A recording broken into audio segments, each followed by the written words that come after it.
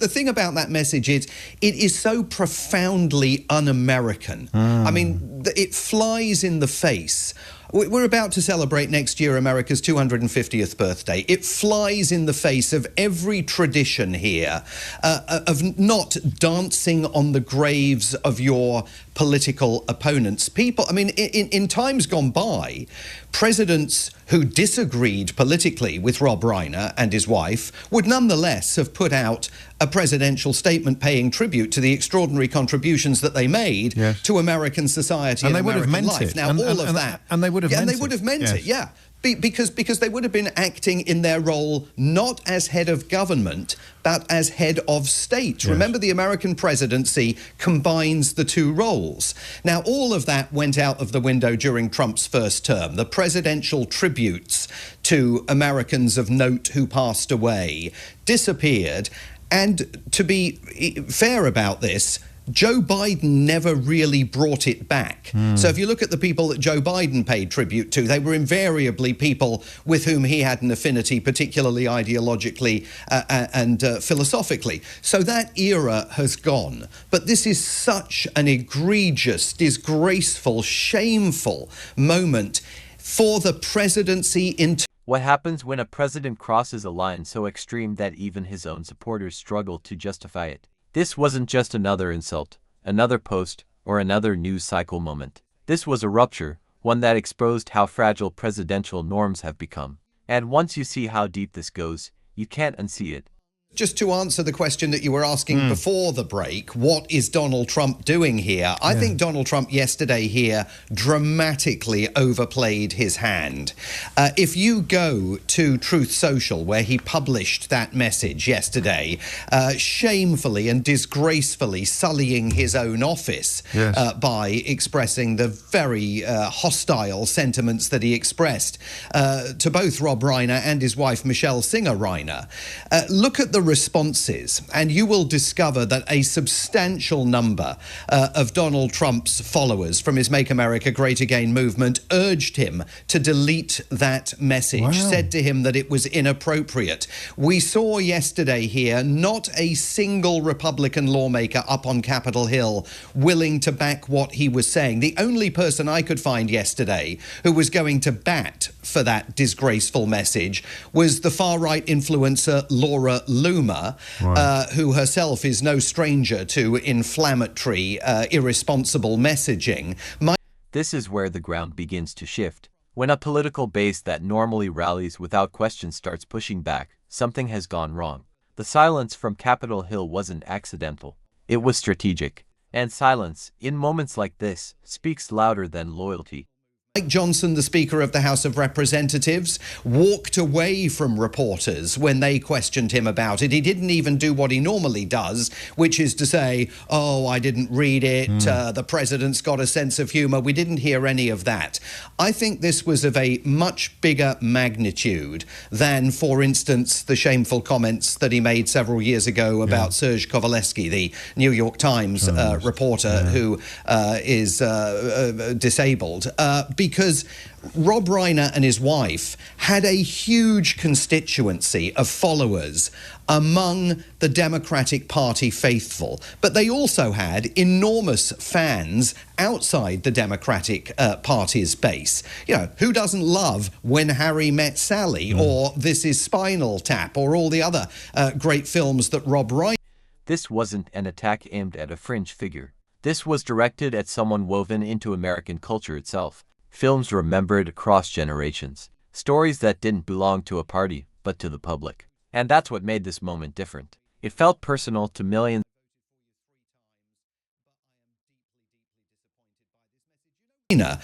Directed. It's also important to talk about his wife, Michelle Singer Reiner, for a couple of different reasons. First of all, before she married Rob Reiner, she was a photographer, and she happens to have been the photographer who took the famous cover picture of Donald Trump that appears on the Art of the Deal. Now, whether Donald Trump remembered that yesterday before he put that shocking message out or not is unclear. But not only did they have that personal history, but after she married Rob Reiner just last year, she... The irony is impossible to ignore. A personal history buried beneath the outrage. A reminder that this conflict wasn't distant, it was intimate. And when personal resentment mixes with presidential power, the results are rarely restrained. Was one of the co-producers of a documentary called God and Country, and it really stuck in the craw of the Christian nationalists that documentary exposed and investigated, that absolutely lie at the heart of Trump's second term. That documentary, if you go and watch it, and if you haven't seen it, it is well worth a view. God and Country. You can find it streaming on one of the streaming services somewhere. That lifted the lid on the Christian national movement and said to Americans, these people are going to take the country down exactly the path that Donald Trump, J.D. Vance and all of the sycophants within the administration have taken America down since Inauguration Day back in January. Now the motive sharpens. This wasn't impulsive rage. This was retaliation, a response to exposure, to a documentary that challenged an ideology moving quietly, but forcefully, toward power. And history shows us what happens when leaders feel cornered by truth. So there was definitely personal animus towards her and to Rob Reiner, who also worked on that project and, of course, raised millions of dollars for political candidates, including Kamala Harris, before her former president, Barack Obama, and was an acolyte, a hero of the Democratic Party and progressive causes. But I think he overplayed his hand yesterday, even with his own support base. And I swore off this question probably 6 or 7 months ago, and now you've made me ask you again. Is it likely to change anything, the support base notwithstanding, or will we back to business as usual in a week?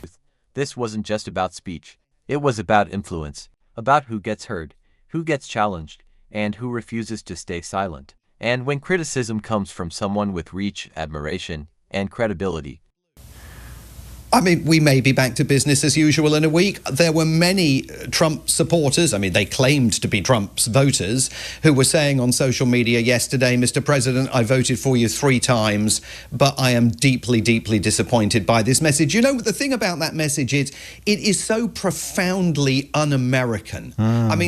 It flies in the face. We're about to celebrate next year America's 250th birthday. It flies in the face of every tradition here of not dancing on the graves of your political opponents. People, in times gone by, presidents who disagreed politically with Rob Reiner and his wife would nonetheless have put out a presidential statement paying tribute to the extraordinary contributions that they made to American society and American life. Now, all of that. And they would have meant it. And they would have meant it, yeah. Because they would have been acting in their role not as head of government, but as head of state. It cuts deeper. This is the moral breaking point. Presidents once understood the difference between politics and statesmanship, between power and responsibility. That line has blurred, and for many Americans, this moment confirmed just how far it's faded. Remember, the American presidency combines the two roles. Now, all of that went out of the window during Trump's first term. The presidential tributes to Americans of note who passed away disappeared.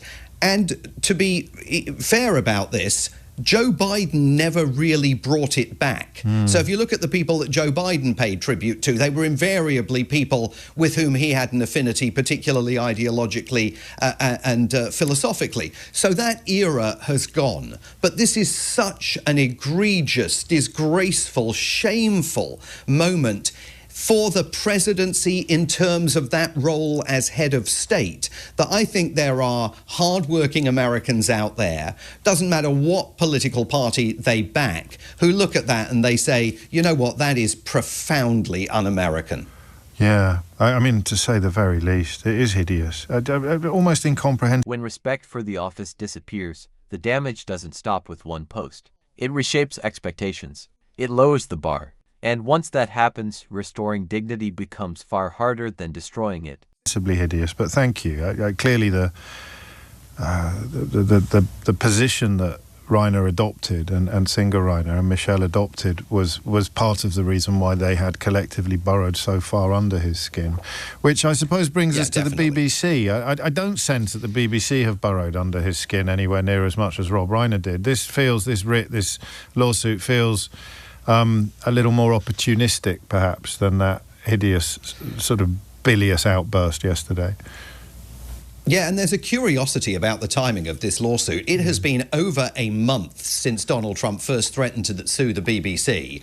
And we're very used to Donald Trump making all sorts of threats to sue all sorts of people, and most of them he doesn't follow through on. So I was thinking last week, maybe this thing has gone away. Maybe the lawyers spent more than a month trying to figure out if they had any legal justification for bringing this lawsuit whatsoever, even, especially in the Sunshine State of Florida. And then suddenly yesterday, and it was out of the blue at the White House after some event in which he pinned medals on people from his border force for doing all sorts of brave things, apparently, in keeping immigrants out of the country. Yeah. After that, suddenly he went off on a riff and told us that the lawsuit was imminent. Let's take a listen to... And just as the controversy begins to settle, another front opens. A lawsuit, a familiar threat, but this time, something feels different. The timing, the tone, the certainty, followed by confusion, and the questions only multiplied. What he said yesterday in the Oval Office. In a little while, you'll be seeing I'm suing the BBC for putting words in my mouth, literally. They put words in my mouth. They had me saying things that I never said coming out. I guess they used AI or something. So we'll be bringing that lawsuit. A lot of people are asking, when are you bringing that lawsuit? Even the media can't believe that one. They actually put terrible words in my mouth having to do with January 6th that I didn't say. And the beautiful words that I said, right? The beautiful words, talking about patriotism and all of the good things that I said, they didn't say that, but they put terrible words. They actually have me speaking with words that I never said, and they got caught because I believe somebody at BBC said, this is so bad, it has to be reported. That's called fake news. So we'll be filing that suit probably this afternoon or tomorrow morning. Listen closely, because clarity is missing. The accusations shift, the explanations blur, and what's being claimed publicly doesn't quite align with what's being filed legally. That gap matters more than it seems. And then, of course, late last night, that lawsuit drops, and it's been filed in the Southern Division of the U.S. District Court in Miami. And if you read all 33 pages of it, I think that there will be many legal analysts who think that it is very thin legal gruel. I mean, he's suing the BBC, demanding $5 billion for defamation and $5 billion for breaching the Florida Deceptive Trading Practices Act.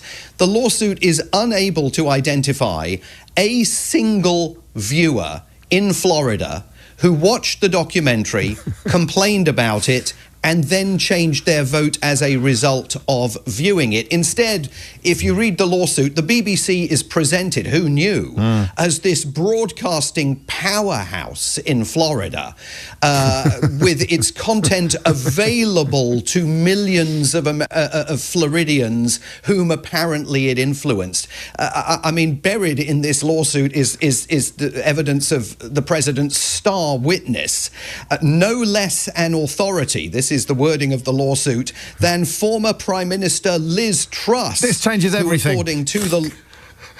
right, changes everything, right?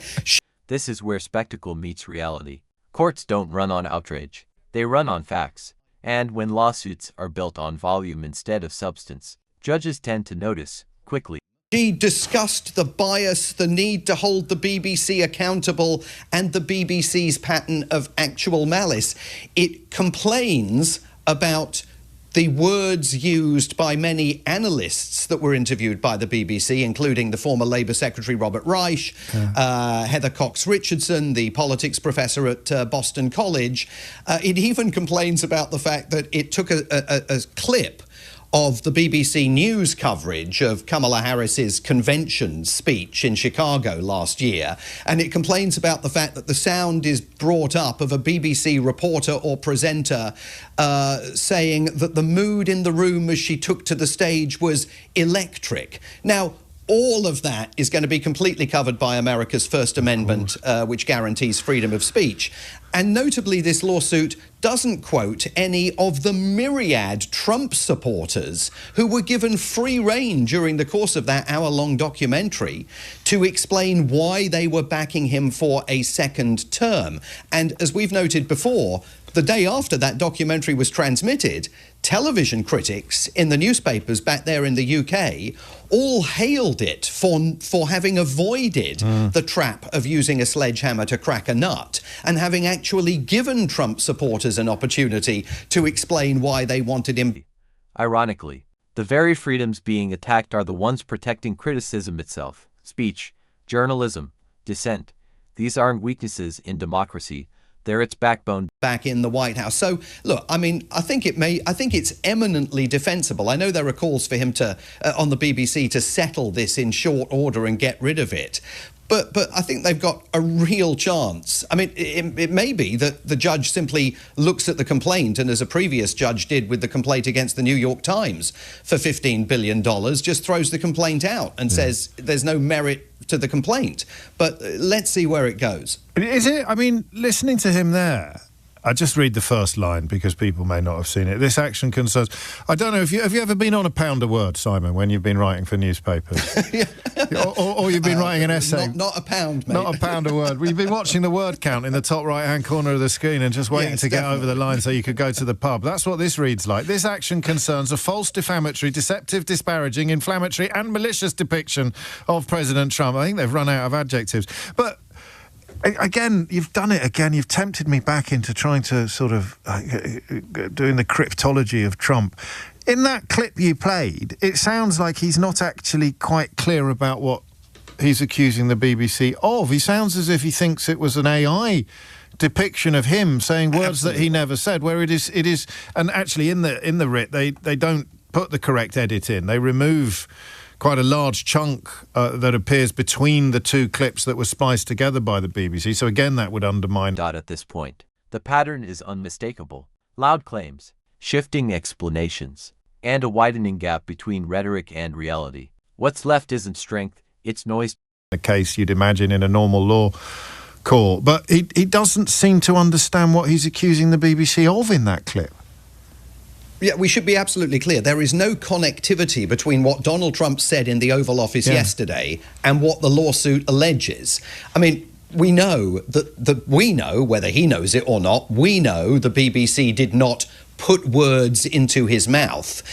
They took two parts of the speech, jammed them together inappropriately and didn't disclose to the audience that that's what they'd done. They certainly didn't use, as he keeps inferring, and he's done this on numerous occasions, they certainly didn't use AI literally to put words into his mouth. And the lawsuit doesn't assert that at all. So those claims are not being advanced legally. And the lawsuit, I mean, you know, this thing runs 33 pages. When the judge down in Florida, a Republican appointee, dismissed the complaint against the New York Times, he made the point that when you bring these defamation lawsuits, the complaints themselves are required to be short, to the point, and very, very clearly identify why the alleged crime aggrieved someone in the jurisdiction in which the alleged behaviour took place. This is another one of these lengthy, bilious legal documents that chucks everything, including the kitchen sink, into the language, refers to Donald Trump's brand as one of the world's great business leaders. You know, the courts have previously shown in Florida they don't have any truck with that kind of stuff, and it may well be that on this occasion they don't have much truck with this if they choose to go forward to a trial. As I say, so much of the BBC's alleged misconduct looks at first glance as though it's entirely covered by the First Amendment, that they've got the opportunity, I think, to put up a very vigorous defence. And by the way, so does the British government, if the British government chooses to say to Donald Trump, get your mitts off my public broadcaster. So where does this leave us? Is this just another controversy in an endless cycle, or a sign of how deeply presidential norms have eroded? The answer depends on what we're willing to accept next. Share your thoughts in the comments. If this breakdown helped you see the bigger picture, like the video, subscribe, and turn on notifications. Because these moments don't fade quietly, they define what comes next.